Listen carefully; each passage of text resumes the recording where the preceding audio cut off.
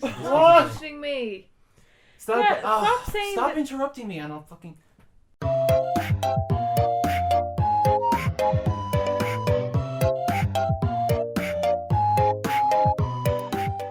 Hello, and welcome to episode 4 of the Decade-Old Podcast with me, Conor Carey, Richard Travers, Oh yeah. Gloria Shannon, Hello. and Karen O'Sullivan. Hi. So today we watched 4 movies from April of 2005. And the movies we watched this time were A Bittersweet Life, Sahara, A Lot Like Love, and Amityville. So, guys, how are you since our last recording? Did you have a good rag week? Sorry. We're all good, yeah.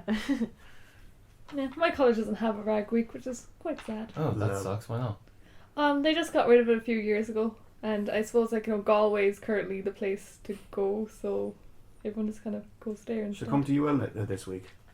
UL's having it this week. Do you just move around to different rag weeks? Sure, what else would I do? Okay, so guys, usually when we're recording these, we will spend the week beforehand watching them ourselves. But instead, Karen had the bright idea of watching... Gloria had the bright idea. Do Gloria? not pin this on me. Gloria had the bright idea. I don't understand what was so wrong with My it. apologies. We got to enjoy them critically together. She had the idea of watching them one by one ourselves, and we had a miserable time doing it. So much fun. Because, the one good film we watched, A Bittersweet Life, we watched that ourselves at the very least. But then we had these 3, Sahara, A Lot Like Love, and Amityville, one after the other in a big marathon. And I think we were all exhausted by the end of it. Is that not fair? I think we all had fun, and I think we stayed up for hours after the movies were over, so I think you're just moaning for the sake of moaning because you're Conor. I found it enjoyable, because at least then during watching it we can, Discuss and Discuss. point out other things to each other. Like you said, Gloria, that's a good point a couple of times last night, so Well, what were those points? we'll discuss them. I want to see first if you stole them. I probably didn't write them down. I don't know. If they weren't by points, I probably didn't write them down. Okay, so the first one we watched is A Bittersweet Life, a Korean film written and directed by Kim Ji-won. In the early 2000s, there was a sort of a Korean movie renaissance. I think it was started by Sympathy for Mr. Vengeance in 2002, directed by Chan-wook Park. Park Chang-wook. Whatever. Any of you guys seen or like any other Korean movies? Well, just Park Chang-wook and a few other ones. I've only seen a handful though. I love Park Chan-wook. Jun-ho Bong is the other one, the other really famous one, who made The Host and Memories of Murder, which is one of my favourite films. Host is amazing. I never seen the last one though. You've seen Old Boy though, right? Of course I have. About a million Yeah. times. The Josh Brolin remake is amazing, by the way. Everyone go watch it. It's so fucking cool. Not. Okay, so A Bittersweet Life is about a mob employee who refuses to kill his boss's girlfriend. And in retaliation for that, they bury him alive, and then he seeks his own revenge. Guys, what did you think of A Bittersweet Life?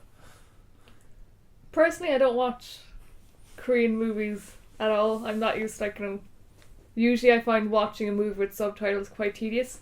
But I actually didn't mind with this one because there wasn't, a lot of depth to dialogue. It was an awful lot of action. I found it quite well paced, and overall, not a great movie, but enjoyable. Because a lot of people's problems with foreign films is they find them sort of impenetrable. The way these if it's not a culture that they're familiar with, they find the way these characters act and behave hard to understand. Well, the Koreans are very offbeat just by people. You see that because, I don't know, they're just offbeat. They're all weird. But I like that though. No, I found it quite interesting seeing some of the cultural things, the scene where the main guy is sitting down with President, and they're talking, and this other guy comes in and he starts eating the food, and the looks he gets when he's pouring out the tea and starting to eat, and it's just a bit leave. It's that culture difference, unless you're invited, you should not sit down to the table. I think the one thing you should never do if you're a character in a crime film is agree to watch over your boss's girlfriend. Anyone who's seen Pulp Fiction knows that. I think when that happened, alarm bells instantly started ringing. But the guy is a fucking asshole. The main character, Kim. The guy thinks he's fucking untouchable, but he doesn't have anything to back it up. And, well, Except he shooting catches- about 100 lads at once. he catches the girl shacking up with some guy, and he beats the ever-loving bejesus out of him. And, Out of him? yeah, he beats the shit out of the guy. Oh, yeah, sorry. And then he sort of feels disrespected when the girl isn't incredibly grateful for at least not killing them. I thought it was kind of tame. Well, not tame. Maybe I'm just kind of too used to. Maybe I just watched too many Korean thrillers, but I don't know, I wasn't that blown away. It was good, but I don't know. I prefer I Saw the Devil or Old Boy more. I can't see anyone's hand coming out of a grave anymore without instantly thinking of Kill Bill. No, Shawshank Redemption. That was. He was screaming and he looked like he was covered in shite, like in Shawshank Redemption. The first half of the film is kind of weird. Nothing really happens until the fight scene with the guy and the girl. I mean, it's basically just him following her around and just acting like a giant perv. Like, he follows her into a nightclub and watches her start freaking with some guy, and then just like sits with his fucking arms folded. He looks staring very at her. feminine in some of those shots. He actually looks very girly. Just his face in some of those like looking up at him shots. Sorry, I just noticed it every so often. Hey, what do you think of the mouth dial sequence when the other mob boss is asking to get someone on the phone, and his fucking employee just holds his phone straight to his mouth? What do you expect me to do? They have a big thing about food in the first half of the movie, like, you know, that like slowly cutting of the cake, and when like the two are eating in, like, you know, the restaurant. I saw those like slow shots of people putting spoons into their mouths. At least you don't eat a live octopus in this one. Can I just confirm that at the end of it, was this all a dream or No. what? I want to know. No. Nothing's allowed to be a dream. But That's is a that bullshit just your theory. denial? Yeah, no, it's not my denial. It's that it's all bullshit. It ends with him standing by the window of the hotel pretending to punch. I thought So- that was like a flashback or something. I just presumed it. Oh, do you think the whole thing was just a I think fantasy? the whole in thing his was own- a fantasy No, made up no, in his head no, because not he's got a allowed. boring life of being a hotel Oh, that manager. makes sense. No.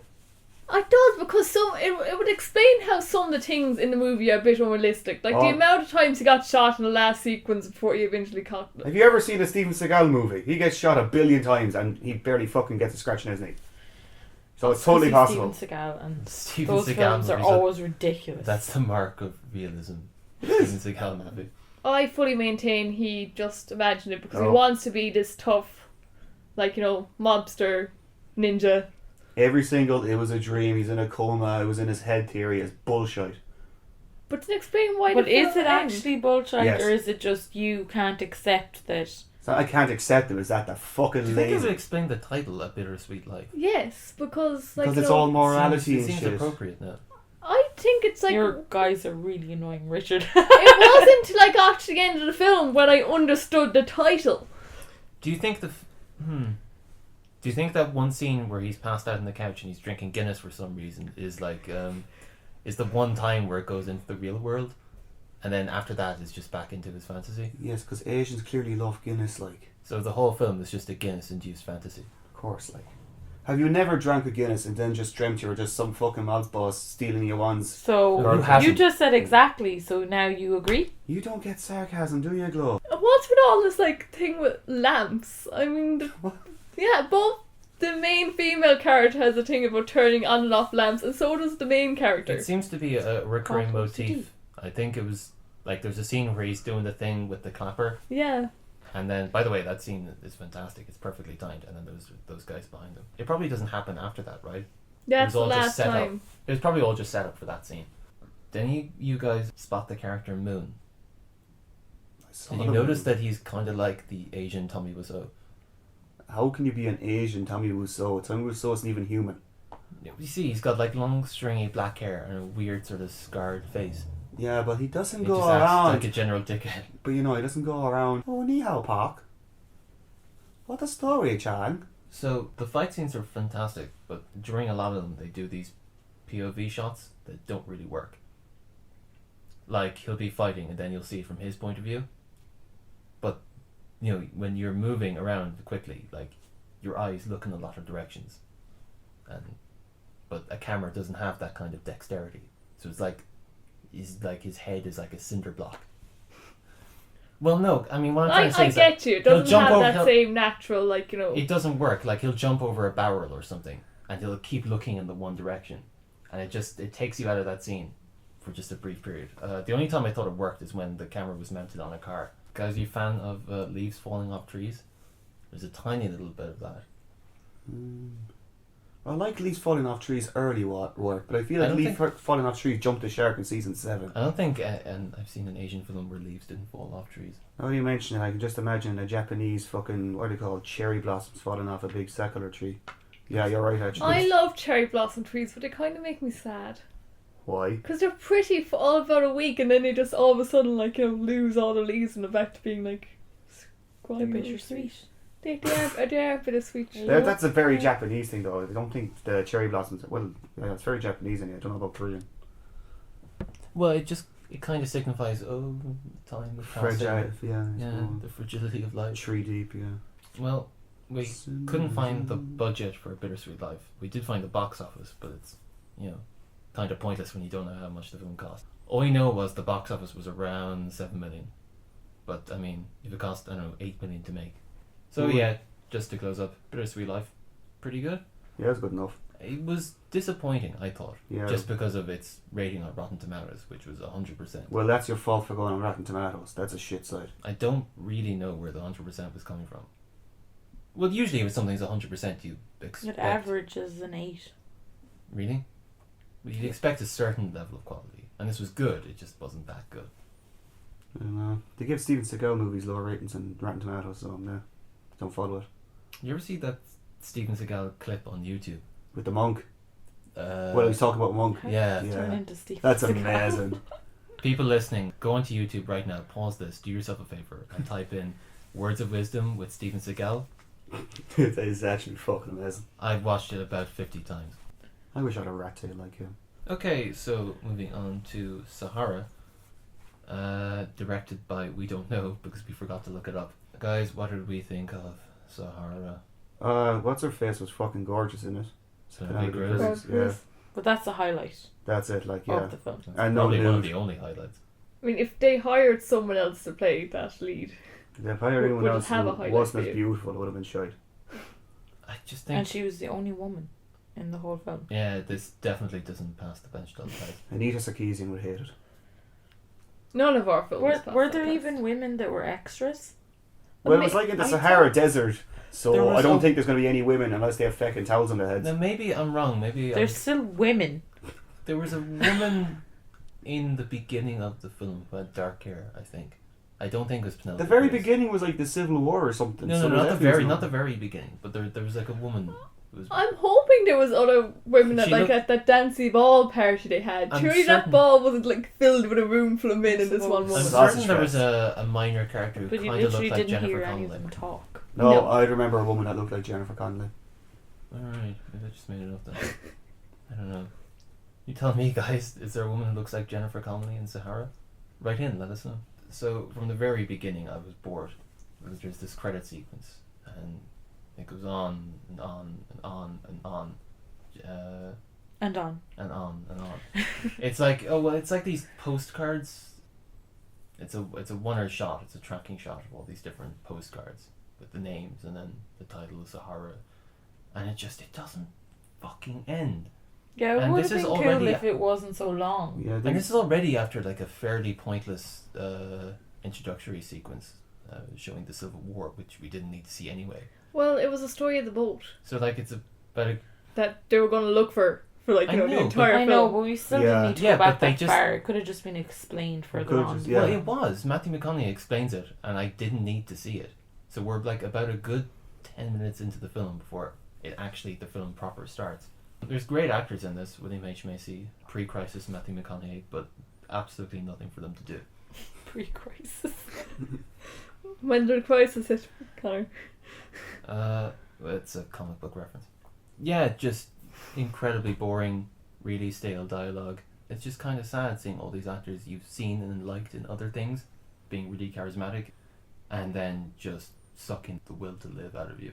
The soundtrack was fucking awful. It just sounded like a generic best of whatever the soundtrack album. in all these was kind of awful. It was all just sort of very sort of generic stuff that kind of fit into the time and place, but had nothing to do with the mood of the film. So it was just a Guardian of the Galaxy soundtrack. Like, Just none of it was orchestrated. This was just sort of generic, sort of Eastern music. And they had to fucking Eastern music. No, we had a few pop songs in this one. In Sahara? Yeah, sure. They had. Oh, that's right. They did the fucking cliche of Yeah, they're they're on those speedy fanny boats, whatever you call them, and they played Sweet Home Alabama. Oh, There God. should be a quota, like a complete limit on the amount of films that are allowed to play Sweet Home Alabama. Especially if you're on a Suez Canal or something.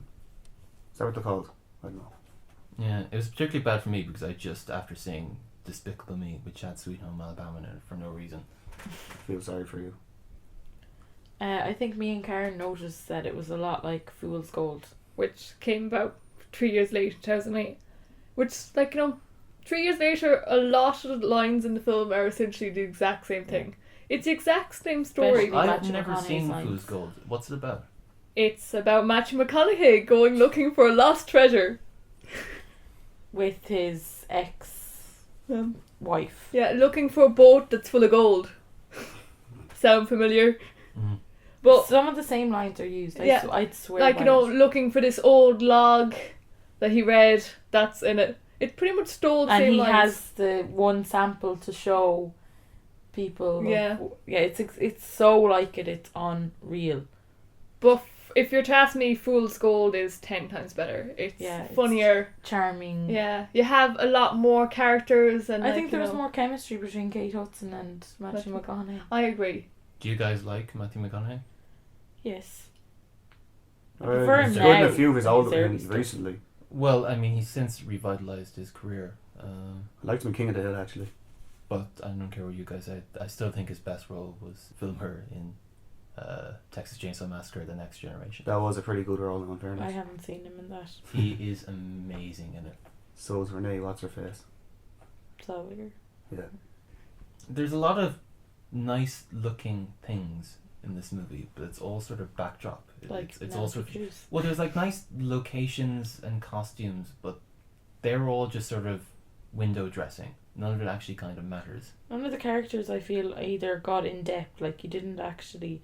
It had action and everything, but I don't think you actually got to know the characters properly. The action as well At was very all. lackluster. Yeah, unlike Bittersweet Life, the action in this is really boring. It's, there's a speedboat chase that goes Cliché. on for about 10 minutes, but nothing changes. There's no stakes. They just continue to shoot at each other. To do that thing at the end where he's fighting a man on top of the tower, he falls. Oh no, he's dead. Oh, what's this? He was hanging onto the ledge the whole Oh, time. I've got a lot to talk about the last sequence because it's just one cliche after another.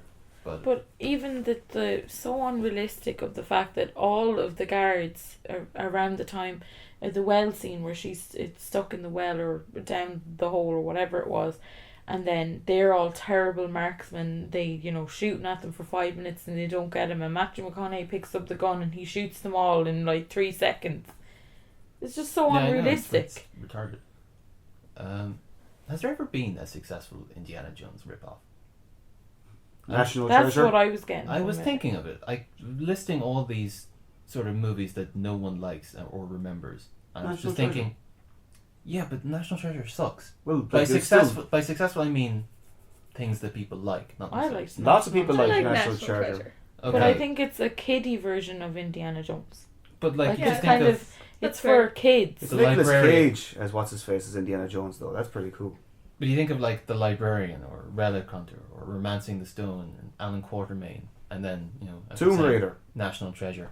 It's just there's never, I don't think, has anyone ever watched one of these movies and just thought this is a decent successor to Indiana Jones? It always just seems like a low rent rip off of Indiana Jones. It just makes you wish that you're watching Indiana Jones and just not one of these. Did it try to have a point like when what's her face Penelope Cruz was I talking don't like think so. oh the Americans plague Morocco, was it trying to be smart? I thought they were going to do an environmental messaging, but they didn't. Not an environmental, but kind of like the Americans opposing their troops and shit. Like a few African dies, no one cares. An American soldier, they all care. Was it trying to have a point or something? The final scene is just sigh-inducing because it's just one cliche after another. It's so you've got Penelope Cruz, the woman, being ushered into a vehicle at gunpoint while the hero tries to save her, and then you've got a set piece on a conveyor belt, which is just a dime a dozen these days,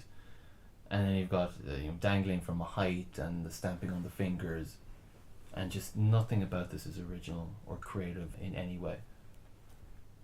I agree. And she has to be rescued so many times. It's like, at that stage, what was it? It was minimum 3, probably at least 4. And they were like, 4 major rescues. There's probably a few mini ones in there that, like, it's like, how many times does, like, this have to happen? It started off with her being rescued and then, like, being brought to a boat and just kind of left to be, like, Yeah. Did it feel to you guys like it was 3 hours long? Yes. Oh my It did to God. me. Oh, Jesus Christ. And it's only about 2, isn't it? It is 2. It felt like But even 5 2 hours was too long. I'm pretty sure you could cut out 20 minutes and no one would be upset. Well, At least 20 minutes. I don't think anyone would miss those 20 minutes. Just any 20 minutes of the movie. No one would say, you know what, this film could have done in another 20 minutes. well, at least we can be happy that its budget was 160 million, but its worldwide gross was only 119 million. Haha. Which Watch Fool's Gold is much better. It's like they decided It's not a Sahara decade old. was horrible. Not yet. We've 3 years before we have to be there. I can't endorse that, guys, because I haven't seen Fool's Gold. It's better. It's So if anyone listening watches Fool's Gold, don't blame me, because I didn't tell you to watch it. there's It might be shit, I don't know.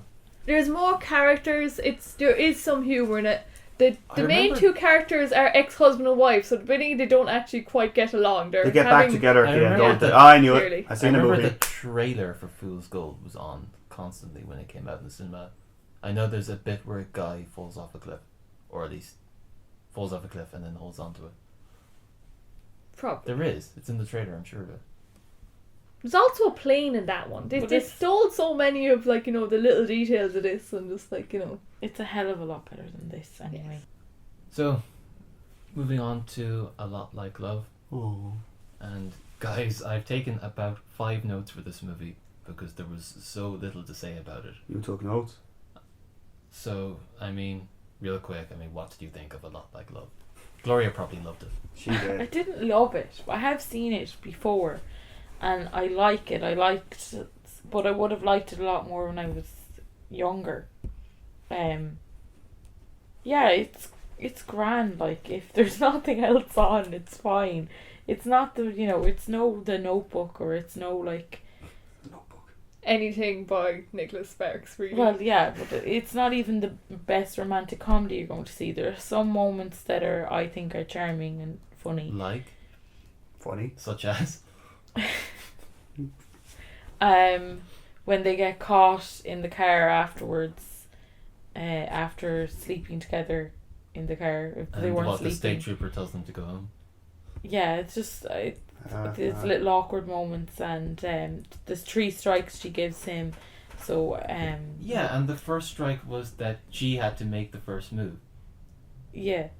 Yeah, but if he had pushed a woman that he didn't know into the bathroom to have sex, Well, see, I don't agree with her. the next fucking 90 minutes of the film was him just being in jail. Hello, let's just recap one of the other strikes, which is he has the wrong star sign. Oh, for So fuck's sake. sake. she is completely irrational and ridiculous. She is literally a woman, the end. She invites him over on New Year's Eve to because she's lonely after a breakup once again, and she starts kissing him. When he returns the affection and starts to kiss her and touch her up as she is doing to him, she then breaks away from him and goes, "I can't believe you think this is what this is about." She is completely irrational. She is the embodiment of what every stereotypical woman is meant to be. Crazy. And he does go looking for the crazy pills. Yes, that's one of the funny moments where he Just jokes about- randomly starts opening drawers, and she kind of goes, like, like looking at us. "Oh, I'm just looking for your crazy pills. They have to be around here somewhere." because it's just cute and funny, and you couldn't help but laugh if a guy did that. Sure, Gloria. It's an old saying. Don't stick your dick in crazy. It's true. I think I'll just read out my notes. Ashton Kutcher sucks. Why is he in films? She invites this guy home for sex, then gets mad when he wants to have sex. This is so boring, nothing is happening. And then for some reason Conor fell in love with Emily, which I don't remember writing. Can I just mention that we actually didn't know the name of this girl until, like, the last 20 minutes, where he finally went, Oh, it's Emily. Oh, that's because we were watching it together and we were just talking and laughing and carrying on. Still, to though, the I thing. tried very hard to listen out for. I don't remember what name. Ashton Kutcher's name in the Oliver. movie was. Oliver. Yeah, they said And that he more often. sells diapers. I think the best line in the whole movie is that he says it's, that there's so many babies are born every year and they all need nappies and they all shite basically, or shit. And he wants to be the guy who has to deal with that shit.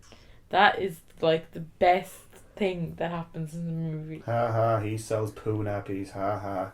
But he's so, confident and he wants to be the person to handle that shit. Ha ha, poo nappies.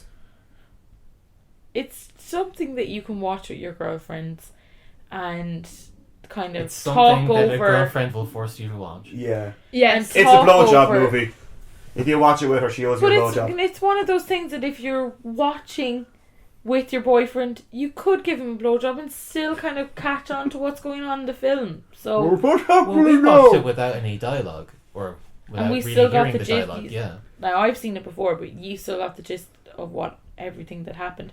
Basically, every time one of them was going through a difficult time in their lives, they met up with the other person. They were friends with benefits.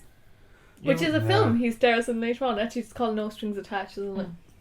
Actually, yeah, Friends with that's what this benefits movie is just should have Yeah, been it called. is, It's like, but it's OMG. Apparently, there's a tagline to this film that says that there's nothing better than a great romance to ruin a perfectly good friendship, which I have to say I don't understand for this film, because it's not like they were friends. She followed him in the airplane to the toilet, pushed him in there, and they joined the Mile High Club. That's not a friendship. That's not how you start a friendship. It's not like, hi Conor, how are you? Come on, we're going to the bathroom now. Yeah, Come it on, seems like giddy it's up. Like, what the hell? That's not a friendship. I don't get that tagline Yeah, it's at a all. tagline for a different film. Just imagine a man did Maybe that to a girl. whoever writes the tagline was a bit too lazy to actually watch the film, and it's just like okay, so they meet up every few years. It's like, okay, so they're friends and eventually get together, and let's say this is what the movie's about, and leave it at that. Tagline guy, you dropped the ball. I'm pretty sure Big tagline time. guy Do just you went on blame sloganmaker.com. tagline guy for not wanting to watch this film? Do I you blame really? tagline guy for fucking everything.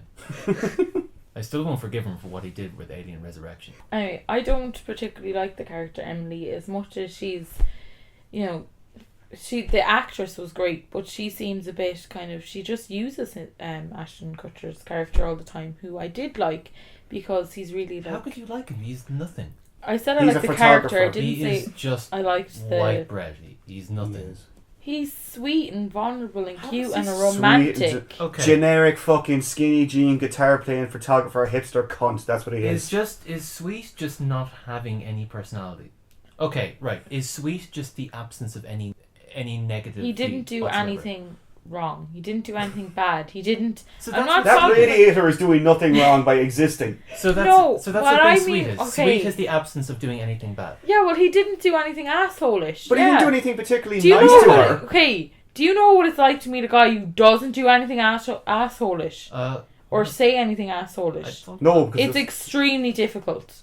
Even my own boyfriend, whom I love, is an asshole sometimes. And myself and Richard. Come on. Okay. I'm never an arsehole. Richard is less of an arsehole than you, but yeah, you're both assholes sometimes. My name's Dick. Sorry, I thought being sweet generally meant you had to do sort of nice things. Yeah, Well, exactly. yeah, I but didn't see, know it meant it does Just- when you have a little bit of asshole in you. What? what? Yeah. You're both a bit So of an it's asshole being sometimes. bipolar or So something. to counteract that, you have to do sweet things and to become sweet. Whereas he just didn't do anything assholish that I can think of, so he was just sweet anyway. That So makes it, basically- it makes it sound like getting women so easy. You go up to a woman, give her a slap, and then give her some flowers afterwards. No, that's that why too. you That's too assholeish. Is that why women love Sean Connery and Chris Brown? That's too So basically, what you assholeish. want is a man with no personality. No, actually, I have a guy with plenty of personality, but he would compared to her, he was much sweeter. He didn't use her all the time. She literally used him. She boinged him in the airplane because she just had a breakup. Then she called him on New Year's Eve to make her another boyfriend who she had broken up with, jealous. I have it down here in my notes. She's not a very nice person, cold, manipulative, and vain. Yeah. She says that he should cheer up because his relationship and his business are going down the tubes because he's at breakfast with her. and Oh, she's that's got 2 right. straws stuck in her I nose. remember. Oh, There's a yeah. scene where She she's like, is- "Cheer up, you're having breakfast with me." Or it's like, Fuck's sake. "You get to be in my presence." Oh, So thank you, I God. personally think that he is sweeter than her. Gloria, you put the fucking lamp next to her, and the lamp's gonna be sweeter than her. Yeah, is anyone who's never met this woman sweet to her by that logic then? Because, they No. have never met her, so they haven't fucked her over anyway, at least not directly. But she How am I- completely used him and he didn't retaliate. How am I? That just to- means he's a pussy. Okay, by your definition of sweet, does that mean any just woman I walk by to on the street, I'm being sweet to them? Because I No, technically haven't been an okay. asshole to them. I meant, Yeah, you can't answer No, that listen. one, can you? Yeah. if you're an asshole to me Right. and I'm Which like, I never am. it's No. okay. Shut up. You, more than anyone, Conor is an asshole to me. That's the last time I was an asshole to you. Right, Gloria's giving me the look. Anyway, go on about what you were saying. What was it? Men are all assholes, or what was it? Go on. Oh, you made me lose my point now. Right, so you're an asshole to me, Right. and I don't tell you to go fuck yourself. I'm actually being kind of sweet because I'm just accepting it and letting it go and being like understanding that maybe you've just had a bad day. So she was an asshole to him, Uh-huh. and he still was nice to her. He still, even though he realised midway through the ball that they went to for New Year's Eve that she was using him to make the other guy jealous, Yeah. he told her to put her hands on his ass and it would make him, other guy, way more jealous. He was trying to help her despite the fact that he realised he was completely only being used. That's sweet. It's You don't- sweet to let You someone don't find use that a you. turn off? Yeah, it's kind of submissive and beta Yeah. male. But like, why does the guys have to always be this? It's nice to see a vulnerable side to a man Unless too. you have Well, I some don't know. fetish for crushing men's testicles, I don't see how this is I a don't know, turn on. different strokes for different folks, but I was just under the impression that a man who's a complete doormat But I is didn't not say- something you'd be attracted to. He's not. I'm not saying that he wasn't a doormat or that I'm attracted to him. I'm saying he's as sweet as a friend. You can have sweet friends. They don't have to be.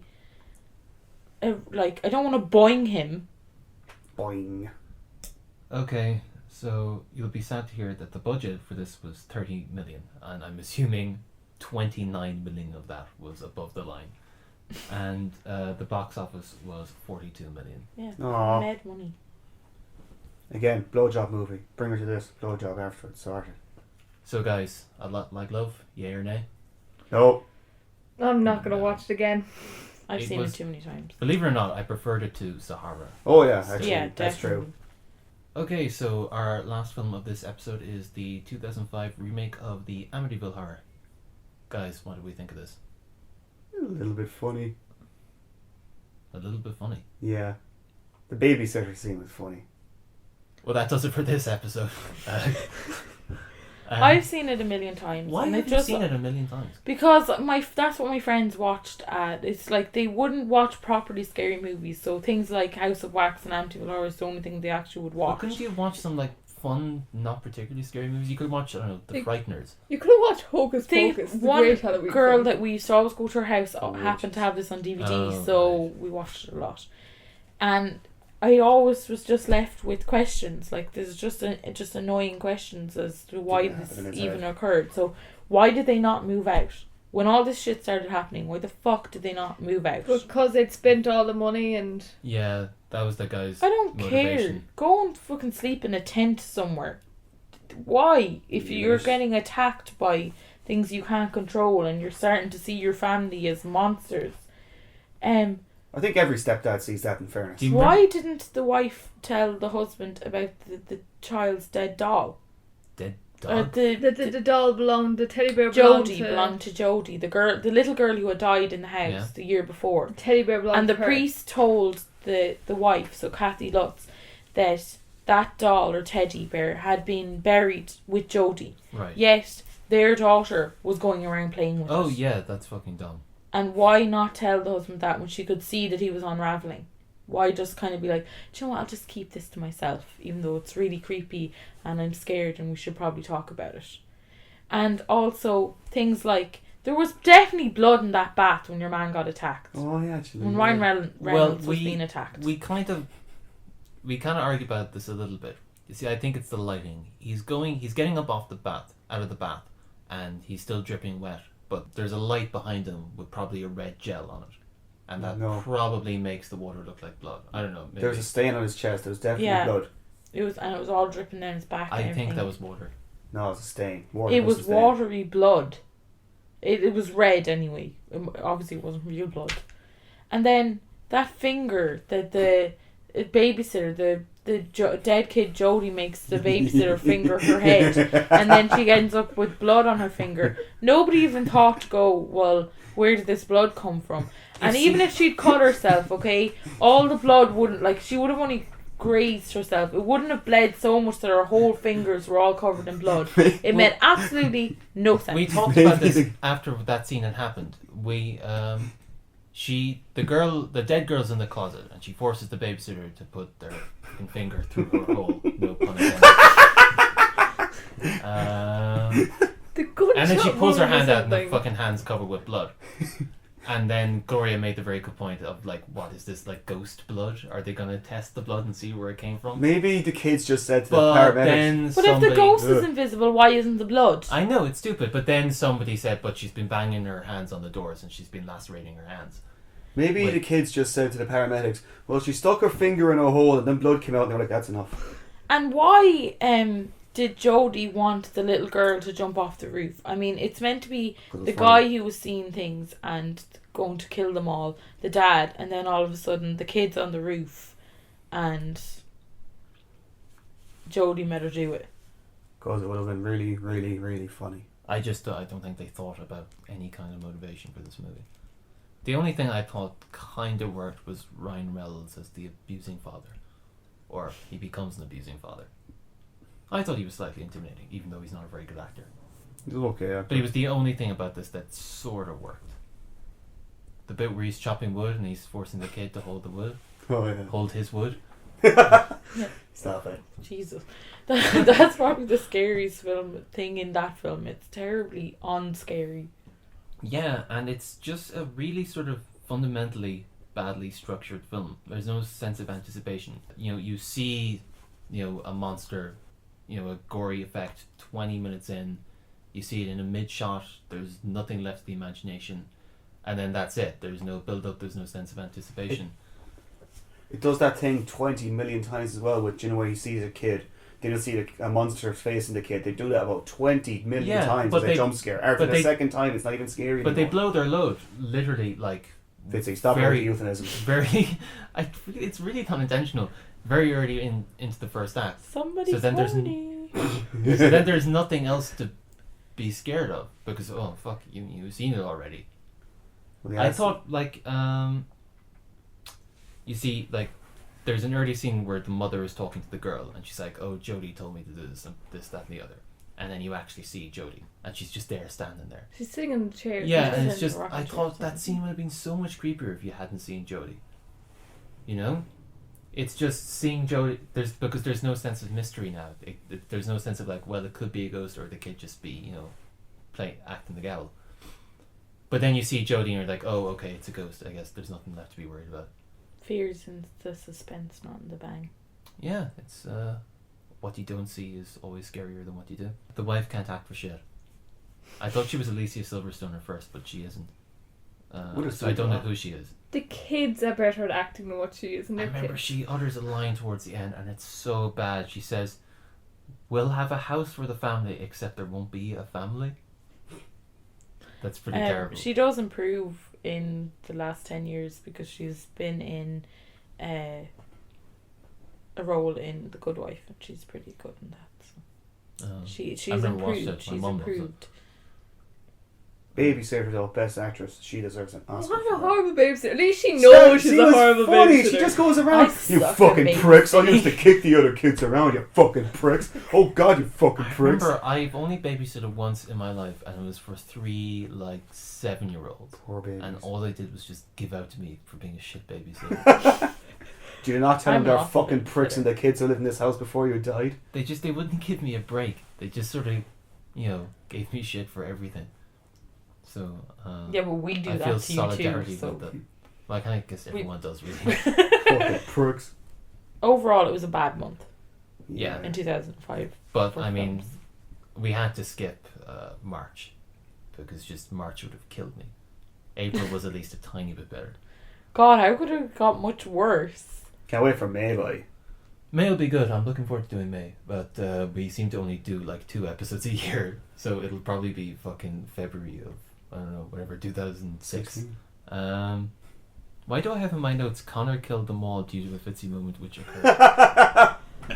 Because it happened. You said you noticed these yesterday. If you were the guy in that house, you would have just killed them all. Psycho before the 28th day deadline. We've lived in a house for like nearly a week and I didn't kill any of you. And you chased me down a chainsaw. That's not a haunted house where you see us all as monsters. The minute you see us as monsters, especially if I was the first one, that's it. Dead. Gloria gone. Buried dead. So do you think if we just sort of rented out a haunted house for a week and then I would not live. I love you, and but I would not live in a haunted house. If we lived in a haunted house for a an week, hour with you, the house would affect you and none of us. Hear me out. If we lived in a haunted house for a week and I didn't kill you by the end of the week, would you then trust me? No.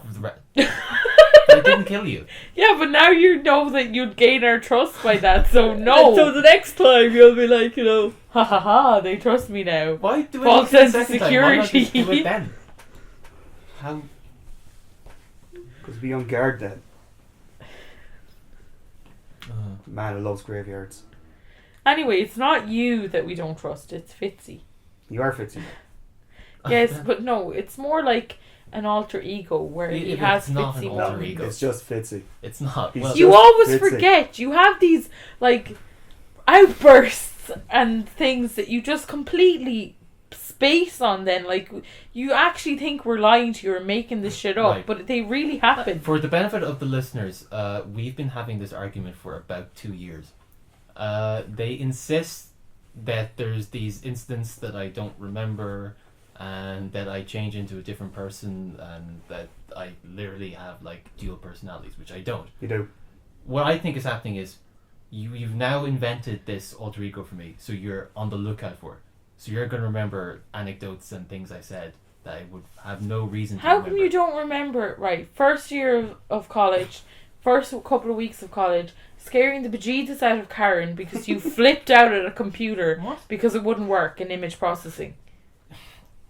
Okay. You didn't remember that All though. of us have flipped out at a computer at some stage. This was scary. It was not scary. I talked to my you flipping out of a computer is like, oh, for fuck's sake. You never tried to eat that's what I said. You looked like you were about to kill the computer. I thought it was gonna... exactly?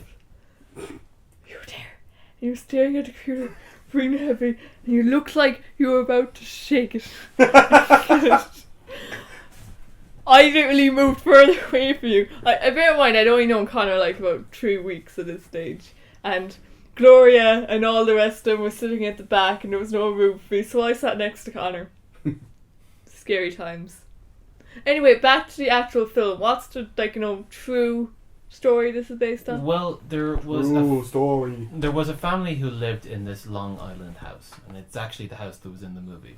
And then they left, they reported that they were hearing noises or whatever, and then they wrote a book on it, and the book has largely been disproven. It's bullshit, but it was enough of a success to warrant a movie in the late 70s called the Amityville Horror, and then they remade it, and the remake is what we're watching now. There is no truth to it, really. It's just a quote-unquote non-fiction book written by some assholes. Anyway, bad month. Most of them stay away from anyway, I'd say give Bittersweet Life a go. That's it. But I think we agreed Bittersweet Life was probably the best, and still in general it wasn't a great film. It was just like, the best out of a bad bunch. I didn't like it that much. That's just kind of because I hyped it in my head though. Okay, so Amityville guys, I'm assuming we didn't like it. I know I didn't. It wasn't the most horrible film in the Yeah, world. it wasn't terrible. If you want to watch a scary film that isn't going to scare the crap out of maybe your preteens or whatever, then that's a good one to go for, and it has a happy ending. If you're in a room and you have to watch a film with 14 and 15 year olds and they don't want to watch a kiddie Halloween film, but they want to watch something with a bit of... I could name it's kind of like it's a training bra in terms of horror films. I could name a couple of scary movies that aren't scary. Guys, if you want to watch a scary movie that isn't scary, because you're a coward. Watch Evil Dead 2. You will not regret it. Okay, so film of the month, guys. Bittersweet Life. Bittersweet Life. Worst film. Sahara. Okay. Is this the first time we've all ever been unanimous on something? Yeah. I think so. Sahara's a really good movie if you're tired, you can't go to sleep, and you need to be immediately bored. Tears. So that about wraps us up for this episode. When are we going to meet next? Next month, hopefully. Do you think we could be back for May? Because I think May's going to be a good month. We'll get back to May. Break. We'll be able to be we'll try to be back for May. It almost certainly won't happen, but you never know. So that about does it for this episode of the Decade Old Podcast. We hope to be back in May, but as we know by now, that's not likely to happen. We have a Facebook page, so why not give us an old like there? But until then, that's goodbye from me, Conor Geary. Bye. Bye from me, Karen. Bye. My legs are sore.